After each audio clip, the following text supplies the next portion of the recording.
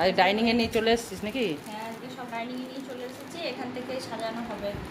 এটা দেখো আজকে এখানে ভাত আছে, সাদা ভাত, দেখো কেমন ঝুরঝুরে ভাত হয়েছে।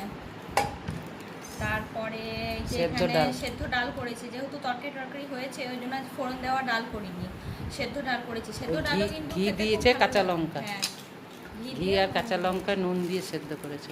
আর এখানে আছে যে করলা আলু সেদ্ধ, করলা আলু মাখা, এটা খেতেও কিন্তু খুব ভালো লাগে।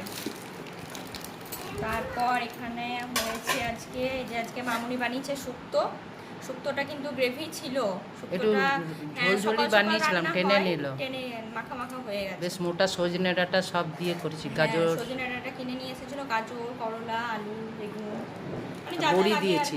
হ্যাঁ, দুধ দিয়ে করেছি শুক্তোটা। শুক্তোতে তো দুধ দিতে দেয়, দুধ দিয়ে না, অনেকে দুধ দেয় না, তাহলে কিন্তু শুক্তো খেতে ভালো লাগে না, দুধ দিলে শুক্তো কিন্তু টেস্ট ভালো লাগে। হ্যাঁ, আর এই যে আজকে এখানে আছে মাছের ঝোল, মাছের আজকে ঝোল আছে। মাছের ঝোল আমরা কিন্তু এরকম পাতলাই খাই, মাছের খুব একটা গ্রেভিতে দেওয়া ঝোল, যদি এক সর্ষে পোস্ত দেওয়া করা হয় তখনই যা ঝোল। আর আছে পটল চিংড়ি, এটা রাতের জন্য করা হয়েছে, দিনেও নেব একটু একটু করে, আর রাতের জন্য হয়েছে পটল চিংড়ি।